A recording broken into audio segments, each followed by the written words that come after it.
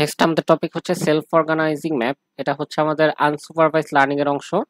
তাহলে এখানে অ্যাকচুয়ালি হচ্ছে আমাদের আনলেভেল ডেটা থাকবে, সেই আনলেভেল ডেটাটাকে আমরা হচ্ছে ক্লাস্টারে ফেলবো। তো এটা হচ্ছে আমরা নিউরাল নেটওয়ার্কের মাধ্যমে কিভাবে অ্যাচিভ করব সেটার ভিত্তিতেই হচ্ছে এই সেলফ অর্গানাইজিং ম্যাপ এই টপিকটা। এখন এই সেলফ অর্গানাইজিং ম্যাপ টপিকে আমাদের হচ্ছে নিউরাল নেটওয়ার্কটা ডিজাইন হয় যে ইনপুট লেয়ার আর হচ্ছে আউটপুট লেয়ার, এই দুটো অংশ থাকে, মাঝখানে কোনো হিডেন লেয়ার থাকে না। তাহলে এই অংশটা হচ্ছে আমার ইনপুট লেয়ার আর নিচের অংশটা হচ্ছে আমার আউটপুট লেয়ার। এখন ইনপুট লেয়ারে কয়টা নিউরন থাকবে আর আউটপুট লেয়ারে কয়টা নিউরন থাকবে, আমার ইনপুট ডেটাতে যতগুলা ডাইমেনশন আছে, ইনপুট ডেটাতে যতগুলা হচ্ছে ডাইমেনশন আছে, আমার হচ্ছে ইনপুট লেয়ারে ততটা নিউরন থাকবে। তাহলে দেখেন আমার ইনপুট লেয়ারে ডাইমেনশন কয়টা, একটা দুইটা তিনটা চারটা, সবগুলা ডেটা দেখেন 4 ডাইমেনশনের। তাহলে এই কারণে হচ্ছে আমার ইনপুট লেয়ারে 4টা নিউরন আছে। আর এই ডেটাগুলাকে আমাদের হচ্ছে 2টা ক্লাসে ক্লাসিফাই করতে বলছে। তাহলে যতটা ক্লাসে ক্লাসিফাই করতে বলবে আমাদের আউটপুটে হচ্ছে ততগুলা নিউরন থাকবে। তাহলে এই যে ইউনিট 1 ইউনিট 2 আমাদের এখানে হচ্ছে 2টা নিউরন আছে। তাহলে প্রত্যেকটা ইনপুট নিউরন থেকে হচ্ছে আমাদের একটা করে এজ থাকবে আউটপুট নিউরনের দিকে। যেমন এই যে এই ইনপুট নিউরন থেকে হচ্ছে আউটপুট ক্লাস 1 এ এজ আছে, ক্লাস 2 তেও এজ আছে। এরপর হচ্ছে আমরা সবসময় কি দেখছি যে নিউরাল নেটওয়ার্কে যখন হচ্ছে এক নিউরন থেকে আরেক নিউরনের ভিতর আমরা কোনো কিছু পাস করি, তার সাথে হচ্ছে একটা ওয়েট মাল্টিপ্লাই হয়। তাহলে এই যে হচ্ছে আমার ইনপুট 1, এখান থেকে হচ্ছে ইউনিট 1 এ যাচ্ছে, ইউনিট 2 তে যাচ্ছে, এখানে হচ্ছে আমার 2টা ওয়েট লাগবে। তাহলে সেই 2টা ওয়েট হচ্ছে এটা 0.2 আর হচ্ছে 0.8।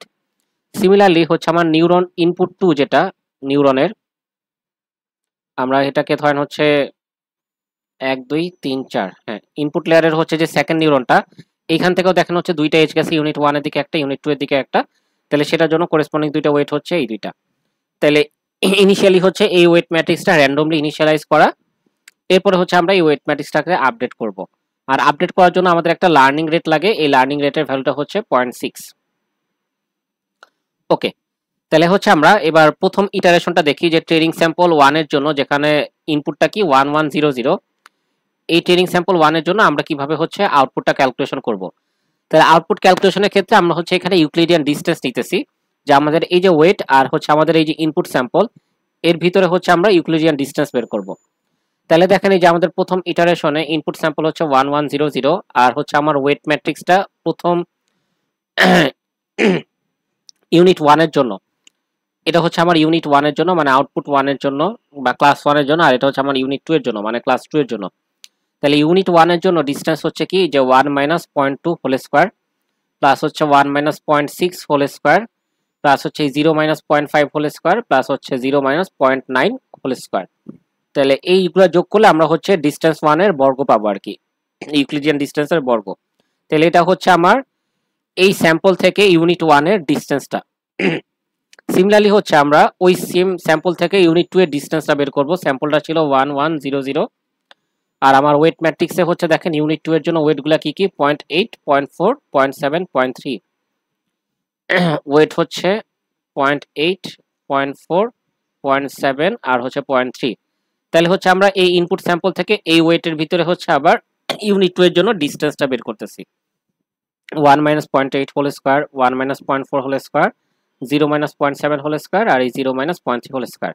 এখন যেই ডিসটেন্সটা হচ্ছে আমার স্মল হবে, আমার ডেটাটা হচ্ছে ওই ক্লাসের অন্তর্ভুক্ত। তাহলে এখানে হচ্ছে আমরা ইউনিট 2 এর জন্য ডিসটেন্স কম পাচ্ছি, তাহলে হচ্ছে আমার ডেটাটা ইউনিট 2 এর অন্তর্ভুক্ত। তাহলে আমার ডেটা যেই ইউনিটের অন্তর্ভুক্ত হবে আমার সেই ইউনিটের ওয়েট ম্যাট্রিক্সটাকে আপডেট করতে হবে। তাহলে আমার ইউনিট 2 এর ওয়েট ম্যাট্রিক্স কি ছিল, 0.8 0.4 0.7 0.3, এই যে 0.8 0.4 0.7 0.3, এই ওয়েটটাকে হচ্ছে আমি আপডেট করব। তাহলে এটা হচ্ছে প্রিভিয়াস ওয়েট, এটা হচ্ছে আমার লার্নিং রেট, আর ইনটু হচ্ছে কি এটা হচ্ছে আমার যেই ট্রেনিং স্যাম্পলটা ইউজ করলাম সেটা মাইনাস হচ্ছে আমার পূর্বের যে ওয়েটটা ছিল। তাহলে আমাদের ট্রেনিং স্যাম্পল ছিল 1100 আর পূর্বের ওয়েট হচ্ছে 0.8 0.4 0.7 0.3, এই তো, আর তার সাথে হচ্ছে আমরা একটা লার্নিং রেট 0.6 গুণ করলাম। তাহলে এখানে হচ্ছে আমার ম্যাট্রিক্সের বিয়োগ করা হলো, বিয়োগ করলে এই রেজাল্ট আসে, তার সাথে আমরা লার্নিং রেট গুণ করলাম, গুণ করে তারপর হচ্ছে যে রেজাল্টটা আসে সেই রেজাল্ট অনুযায়ী হচ্ছে আমাদের নতুন ওয়েট ম্যাট্রিক্স এটা, এই যেটা। তাহলে দেখেন আমার ইউনিট 1 এর ওয়েট ম্যাট্রিক্সটা কিন্তু আনচেঞ্জ আছে, এই অংশটা হচ্ছে আনচেঞ্জড আছে, কারণ আমাদের নতুন ডেটাটা হচ্ছে ইউনিট 1 এর না, আর এই অংশটা হচ্ছে আমার চেঞ্জ হয়েছে, কারণ আমাদের ওই ট্রেনিং স্যাম্পলটা হচ্ছে ইউনিট 2 এর ছিল, তার ভিত্তিতে আমরা ওয়েটটাকে আপডেট করছি। তো সিমিলার উপায় হচ্ছে আমরা সেকেন্ড ডেটার জন্য এই ট্রেনিংটাকে চালাবো, যে তাইলে হচ্ছে আমার সেকেন্ড ডেটা থেকে ইউনিট 1 এর ডিসটেন্স বের করব, এই যে 0, সেকেন্ড ডেটা হচ্ছে 0001, তাহলে 0 minus 0.2 whole square, 0 minus 0.6 whole square, 0 minus 0.5 whole square, 1 minus 0.9 whole square. Similarly হচ্ছে আমরা নতুন ওয়েট নিয়ে, এই যে আমি ইউনিট 2 এর জন্য ওয়েটগুলো চেঞ্জ করলাম, এই নতুন ওয়েট নিয়ে হচ্ছে আমরা সেকেন্ড ডেটার জন্য ইউনিট 2 এর ডিসটেন্সটা বের করব। তাহলে সেটার জন্য এরকম ডিসটেন্স আসে। তাহলে এই ক্ষেত্রে হচ্ছে আমার দেখা যাচ্ছে কি ইউনিট 1 এর ডিসটেন্সটা কম, তাহলে হচ্ছে ইউনিট ডেটাটা ইউনিট 1 এর অন্তর্ভুক্ত। তাহলে এবার যেহেতু ইউনিট 1 এর অন্তর্ভুক্ত, আমরা হচ্ছে ইউনিট 1 এর ওয়েট ম্যাট্রিক্সটাকে আপডেট করব। সেম রুল অনুযায়ী আপডেট করব। এখানে হচ্ছে ইউনিট 1 এর আগের ওয়েট ম্যাট্রিক্স প্লাস হচ্ছে এটা লার্নিং রেট 0.6, আই হচ্ছে যেই ট্রেনিংটা আমরা করলাম 0001 এর জন্য, আর এরপরে হচ্ছে এটা। তাহলে এই হচ্ছে আমাদের পরবর্তীতে নতুন ওয়েট ম্যাট্রিক্স। তাহলে এবার দেখেন ইউনিট 2টা এবার আর হচ্ছে চেঞ্জ হয় না, ইউনিট 2 এর ওয়েটগুলা, ইউনিট 1 এর ওয়েটগুলা হচ্ছে চেঞ্জ হয়েছে। সিমিলারলি হচ্ছে আমরা বাকি ট্রেনিং স্যাম্পলগুলোর জন্য এরকম করে যাবে এবং হচ্ছে প্রতিবারে ওয়েট ম্যাট্রিক্স আপডেট করতে হবে। তাহলে আমাদের এই এক্সাম্পলটাতে 4টা ডেটা ছিল, এই কারণে হচ্ছে 4বার এই জিনিসটা করা হয়েছে। আচ্ছা, এরপরে হচ্ছে এখানে ক্লোজ টেস্ট বলে একটা জিনিস আছে, আর লাস্টে দেখবেন হচ্ছে ওপেন টেস্ট বলে একটা জিনিস আছে। এই যে লাস্টে হচ্ছে ওপেন টেস্ট বলে একটা জিনিস আছে। তো ওপেন টেস্ট মানে হলো কি, যে ডেটা যেই এই মডেলটা যেই টাইপের ডেটার উপর ট্রেন করছে, ওই ডোমেনের ডেটার উপরে হচ্ছে আপনি টেস্ট করাচ্ছেন না, আপনি হচ্ছে অন্য ডোমেনের ডেটা দিয়ে টেস্ট করাচ্ছেন, এটাকে বলা হয় ওপেন টেস্ট। তাহলে এটা বোঝায় হচ্ছে আপনার মডেলটা নতুন ডোমেনের ডেটার প্রতি হচ্ছে কিরকম কাজ করতে পারবে সেটা বোঝায়। তার মানে হচ্ছে আপনার যে এক্সাম্পল দেওয়া আছে তাতে এখানে নাম ওপেন টেস্ট থাকতেছে নাকি ক্লোজ টেস্ট থাকতেছে এটা কোনো ম্যাটারই করে না যখন আমরা ম্যাথ করতেছি। আর ক্লোজ টেস্ট বোঝাচ্ছে কি, যে আপনি হচ্ছে যেই টাইপের ডেটা দিয়ে কাজ করছেন সেই টাইপের ডেটার ভিত্তিতে আপনি হচ্ছে এটাকে এখন টেস্ট করবেন।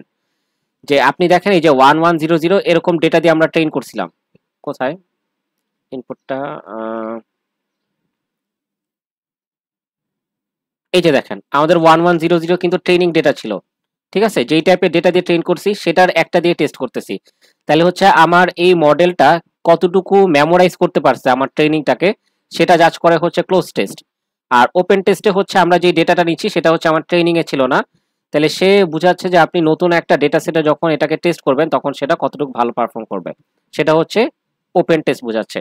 তাহলে এক্সাম্পলটা দেখতে হুবহু সেম, এখানে ওপেন টেস্ট কথাটা থাকুক আর ক্লোজ টেস্ট কথাটা থাকুক এটা হচ্ছে ম্যাটার করে না, ঠিক আছে। এই ওপেন টেস্ট মানে হচ্ছে এই ডেটাটাকে আমরা ইনপুট, এই ডেটাটাকে আমরা ট্রেন করার জন্য হচ্ছে ইউজ করি নাই, আর ক্লোজ টেস্ট মানে হচ্ছে ওই ডেটাটাকে ট্রেন করার জন্য ইউজ করা হয়েছিল। এই তো।